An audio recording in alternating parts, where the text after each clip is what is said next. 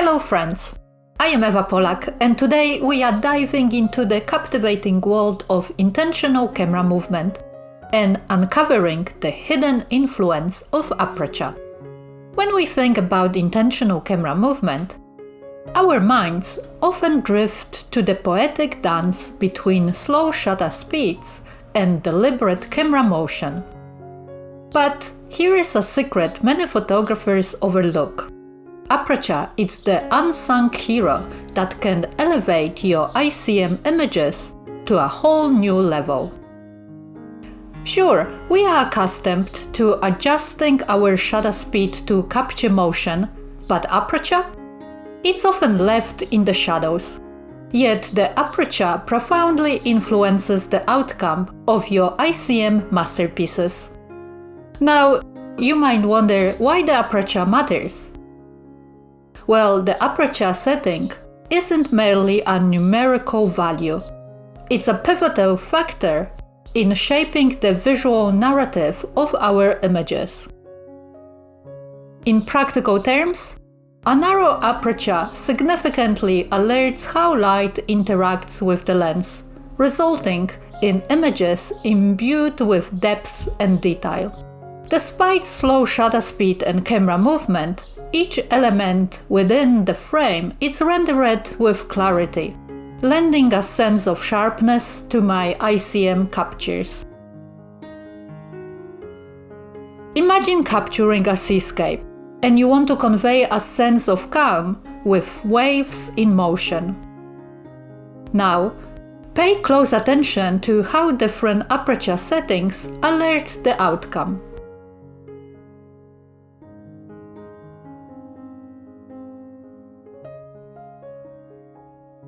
A smaller aperture, such as f16 to f22, increases the depth of field, resulting in a sharper, more textured image overall.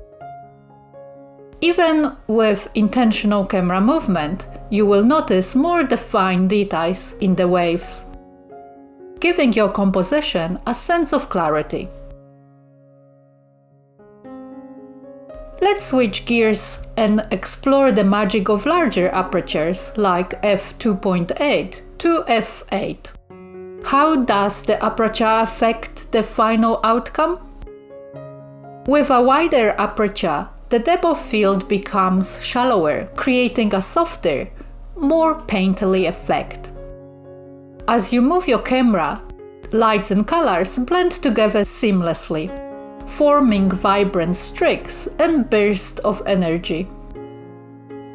Now, you might be wondering, how do I control the aperture when using a slow shutter speed without overexposing my images? Well, fear not, that's where ISO and neutral density filter comes into play. Let's say you are shooting a landscape on a bright sunny day and you want to use a wide aperture for a shallow depth of field while maintaining a slow shutter speed for that beautiful ICM effect. First, set your shutter speed to, let's say, 1/20 of a second, and then your desired aperture, like f4, to achieve that dreamy blur. Then, to prevent overexposure, dial down your ISO to its lowest native settings, typically around ISO 100 or 200 or less. However, on a brilliantly sunny day, our camera would automatically close up the aperture to prevent overexposure. So, when faced with the glaring intensity of the sun, more than just ISO adjustment is required. That's where neutral density filters come into play, acting as a shield against the onslaught of brightness. Personally, I opt for a variable ND filter, granting me the flexibility to adjust its strength according to my desired aperture. Simply attach the ND filter to your lens and voila! You can now control your exposure without worrying about blown out highlights or loss of details. It's like putting sunglasses on your camera. With this ingenious tool at hand, I retain full command over my photographic vision.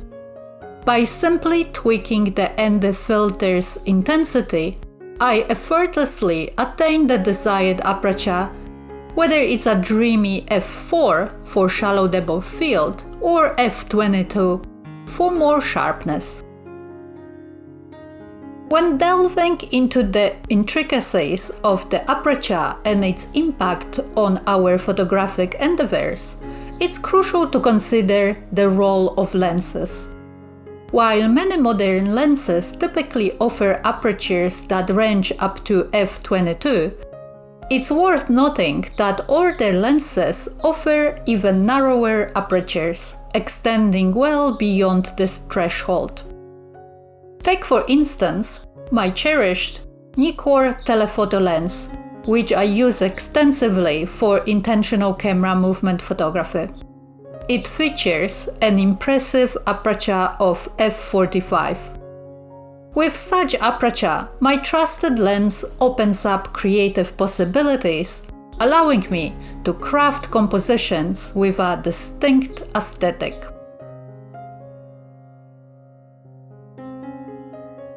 As we have explored, the shutter speed alone doesn't hold the monopoly on shaping the aesthetic of your intentional camera movement photographs.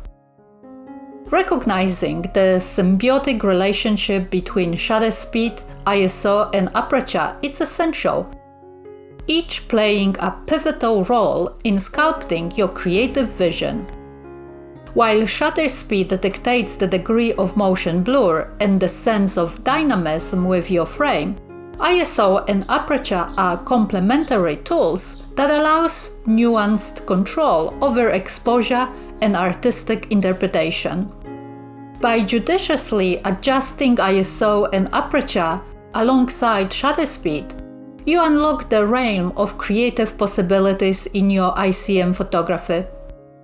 Whether you are chasing the ethereal beauty of softly blurred landscapes or aiming to capture the frantic energy of urban streetscapes, mastery over these essential settings empowers you to translate your artistic vision into compelling visual narratives.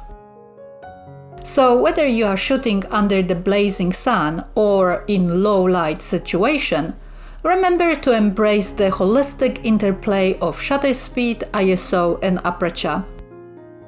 Remember the power of ND filters. They are not just accessories, they are your ticket to unlocking the full potential of your photographic creativity. Experiment with different settings to discover the perfect balance between sharpness and abstraction, allowing your creative vision to shine through in every shot. That's all for today's episode. Thank you for watching and see you next time.